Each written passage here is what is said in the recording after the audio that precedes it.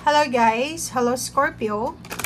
Welcome dito sa aking channel Scorpio. Alamin natin kung ano ang messages, vibration, gabay energy para sa lahat ng Scorpio simula ngayong March 4, 2024. Okay. Scorpio, ito ay weekly tarot. So, pwede kang makaresonate. Gamitin mo ang iyong intuition sa panonood.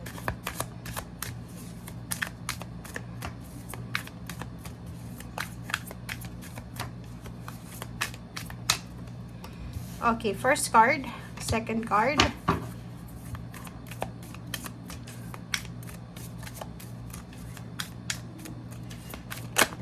Okay. So, Scorpio, ang first two cards mo ay nagsasabi na if ever man na galing ka sa isang heartbreak, sa regrets, heartbreak, emotional burdens, emotional loss, nawalan ka ng relationship, nawalan ka ng tiwala sa mga tao sa paligid mo, nagkaroon ka ng kaaway, hindi naging maganda yung relationship mo sa trabaho, sa business, or kung kanino man ito, na pwedeng in pain ka, may heartaches in pain ka, or in pain ka sa mga tao sa paligid mo. Sinasabi ng bara sa'yo dito, Scorpio, na huwag kang mag-alala dahil ang linggong ito ay may transformation, may transition, may stability. 1 plus 3 is 4, stability, balance. So, ibig sabihin, if ever may mga nangyaring hindi maganda sa buhay mo, makaka-recover ka. Is recovery to.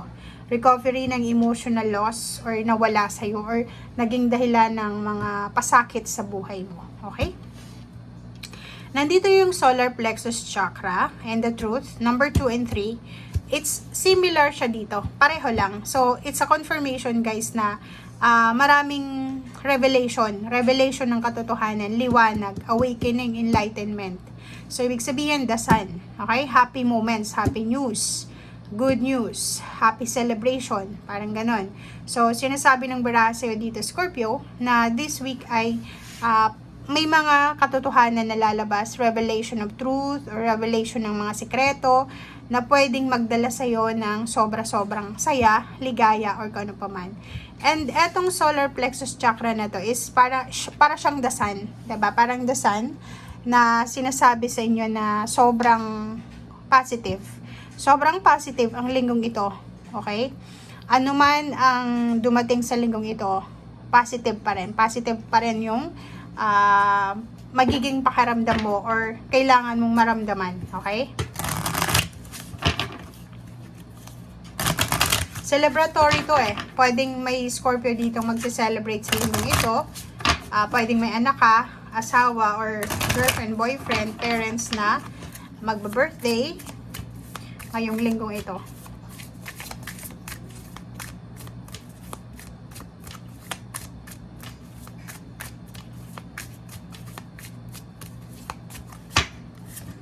Okay, next card is pause. Oops. Pause. Pause and acceptance of love. Ooh.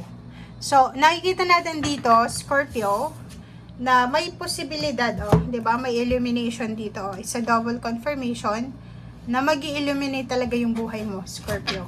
So, if ever man may mag-offer sa'yo ng relationship sa ngayon, may mag-offer ng suporta, acceptance ang kailangan mo sa ngayon, papasukin mo sila, di ba?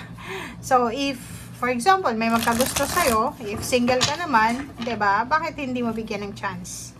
Okay?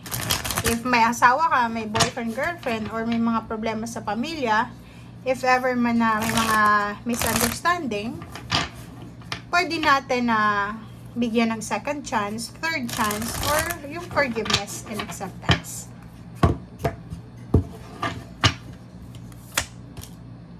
Oh, wow. Scorpio. Revelation of truth. May isang buntis na posibleng mababalitaan ka. Isang buntis na tao, babae syempre, ang posibleng yun, ang marireveal sa'yo. Pwedeng marireveal sa'yo na yung kakilala mo ay buntis siya. Okay, o nagdadalang tao. Or nag-heal siya sa health niya. Pwedeng may sakit siya and then gumaling siya. Yumaman siya, nanalo siya sa lotto, or kung ano man tong swerte na dumating sa buhay niya. Okay? Or pwedeng yung kakilala mo na na nakipaghiwalay sa asawa, ay may asawa na sa ngayon ulit, and may anak na or buntis or kung ano man to. Maraming new beginnings ang posibleng mabalitaan mo sa linggong ito. Relationship, ganun din. Trabaho, may ganun din. Parang may mga mag-offer sa'yo or mga bagong ideas mo yan na parang kung saan ka pwedeng lumipat ng trabaho or kung saan ka pwedeng mag-apply.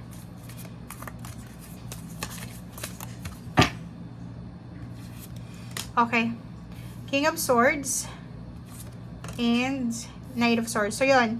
Ang nakikita natin dito, guys, is nakafocus yung ibang Scorpio dito sa new beginnings. Diba? Yung focus nyo sa linggong ito, Scorpio, is yung makapagsimula ng bagong buhay, makapagsimulang makapag-ipon ng pera, makapagsimula ng healthy lifestyle, healthy family, emotional, relationship, or kano pa man. So, comment down below if resonated ka dyan.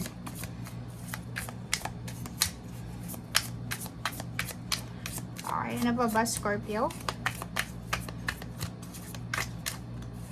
May mga decision making ka din na gagawin or pwedeng mga maiisip mong decision making. Pwedeng maguluhan ka, so kailangan mong pag-isipang mabuti. Okay, huwag kang magmadali.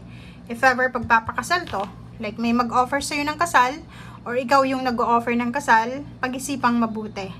Yung pagpapatayo ng bahay sa lupa na hindi mo naman pag-aari, pag-isipan mong mabuti. Yung pagse-celebrate ng celebration na wala ka namang pera or wala ka namang ipon, and then mangungutang ka lang, pag-isipan mo ng mabuti. Okay? May iba dito na Scorpio na posibleng nagpaplano ng kasal, nagpaplano magpatayo ng bahay. Mag-comment ka sa comment section if yan yung plano mo.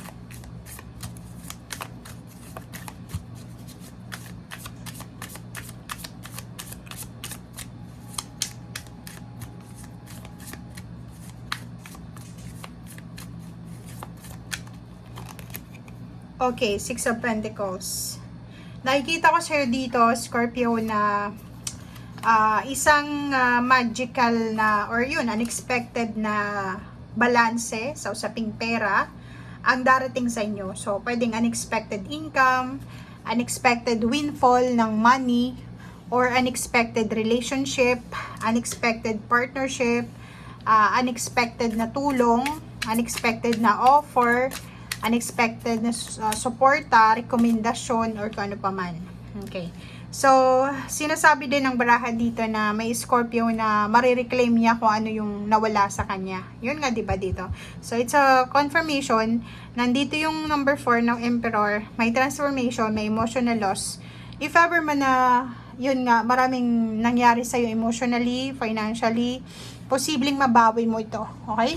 Makakabawi ka, makaka-recover ka sa kung ano man itong napagdaanan mo. Okay? Okay. Etong first card natin dito is Ten of Wands. Sobra kang busy sa linggong ito. Multitasking.